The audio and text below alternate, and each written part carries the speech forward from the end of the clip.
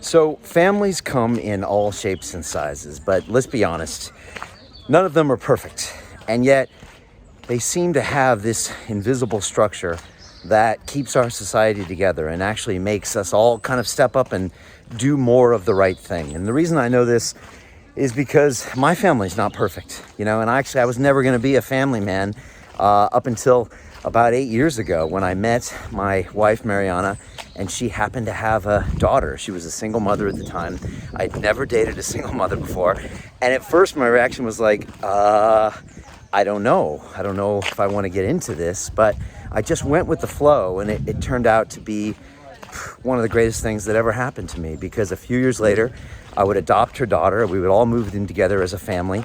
And a few years after that, we ended up having these two beautiful boys of our own. And now we're one big, imperfect family together.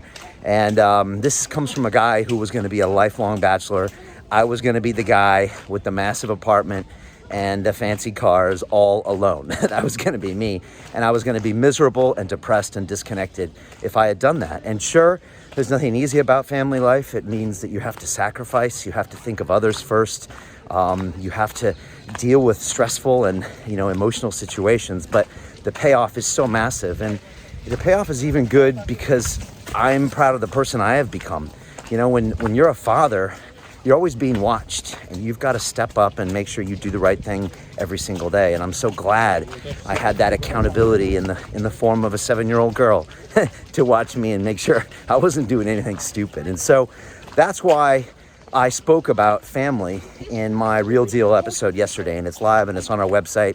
I think it's londonreal.tv/Real Deal, where you can watch all those. And it's an hour I do every week. It's live. And lately I've been talking about many of my policies as your next mayor of London. And I have 12 detailed policies about how I'm going to take the city in a new direction when I am elected on May 6th and when I move into City Hall on May 7th. And if you want to watch the videos or look at any of those 12 detailed policies, you can go to brianformayor.london and learn about them. But Friday I spoke about family, and I talked about looking at the lens of many of London's problems through that of family.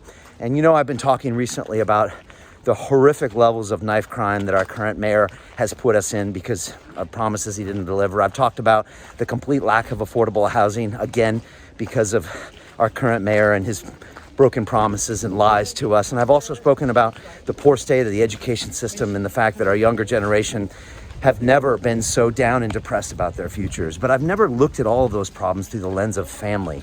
And I did that on Friday. And the reason I did that is because 2 months ago on London Real, I had an incredible man on my show, and his name is Lord Michael Farmer. And I know when people hear Lord, sometimes they're like, well, what is that? And I don't know who he is, and does he own a piece of land, or is he in the government? And, he actually explained on the episode what it means to be a Lord and what the House of Lords do. And I actually learned a lot about it. And they're actually a parliamentary body that works kind of next to the House of Commons. But when you're in the House of Lords, you're in there for life. They call it a peerage, which means you can focus on long-term things. Now, not all the Lords are active in the House of Lords, but Michael Farmer's very, very active, and he's very serious about trying to help Britain and help London.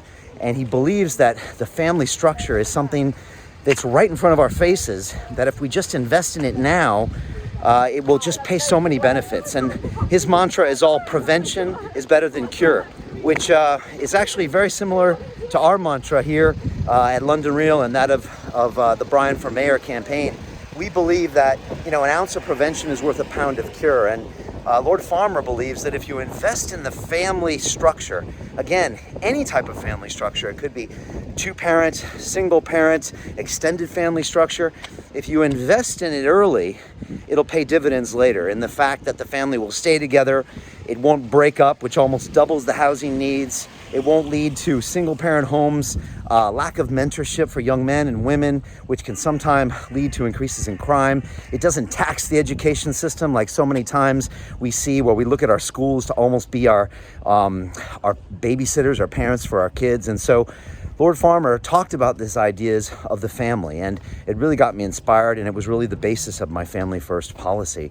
And so Friday I spoke about some of the things that we could do to strengthen the family. And He actually supports something called Family Hubs, which has been around since 2009, and it's a really innovative group of people that try to strengthen families through virtual and sometimes physical locations, working with different cities and boroughs. And in London, about 5 boroughs have actually adopted this and have family hubs, places like Westminster, Kensington and Chelsea, Dagenham, to some real great success. And another 6 or 7 boroughs are in the process. And again, what they are is they're hubs not just for kids, because a lot of times the parents get forgotten about, and it's the dads that need sometimes emotional support, and the moms that need emotional support, and the children, and sometimes they have questions about health and education and further employment.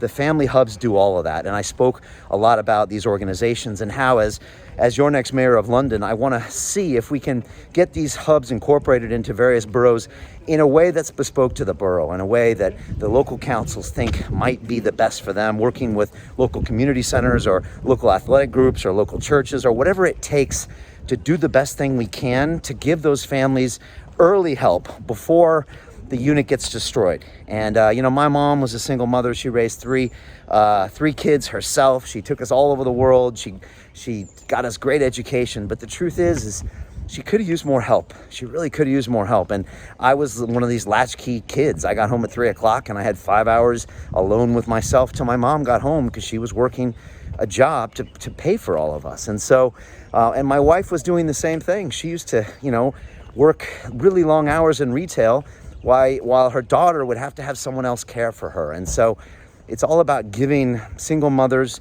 and single fathers and other family structures just more help. And I think these family hubs are an incredible way to do it. So again, if you want to know more about this, watch my Real Deal episode. I'm curious for your thoughts below. Do you think that strengthening the family and using prevention early on might help us down the line? Because the problem is when these structures break down, kids go into foster care, single parent homes, kids aren't looked after. And I spoke to a woman named Alina in Tower Hamlets 2 weeks ago when I was out there speaking. And by the way, I'm coming to every single borough in London. The Brian Battle Bus is being built as we speak. And I'm literally going to drive this bus to every single borough so I can talk to every single one of you. I'm going to try to talk to every Londoner. That's 9 million conversations. I'm ready. So all you got to do is come meet me. And I spoke to Alicia, and she works with young girls in Tower Hamlets. And she said, Brian, from 3:30 to 8:30, there's nothing for them to do. The parent's not there. The school is over. She said, that's where kids get into trouble. She said, that's where we need to help these parents. And so I couldn't agree with her more. And I want to offer more solutions and put these ideas out there. So please leave your comments below. Tell me, do you think that by investing early in the family structure, we could save tons of money that might come out later in the form of crime and housing and education and just, breakdowns in the community? I'm curious for your thoughts, and I just want to say thank you to Lord Farmer. He's a really incredible guy who's literally giving the rest of his life to try to help people in Britain and Londoners and families, and he's doing some incredible work. So thank you so much. I appreciate you. Hope to see you out. The battle bus is running in January. Again, I want to meet every single Londoner, so come out and see me. Shake my hand, I'll give you a hug, you take a picture. I want to listen to what your challenges are so we can fix them together. We're going to take London in a new direction. We're going to fix all this nonsense you see around us with simple, science-based decisions, a proportional response to the virus, and real leadership for a change. Let's make London a world-class city again, huh? Shall we? Let's do this.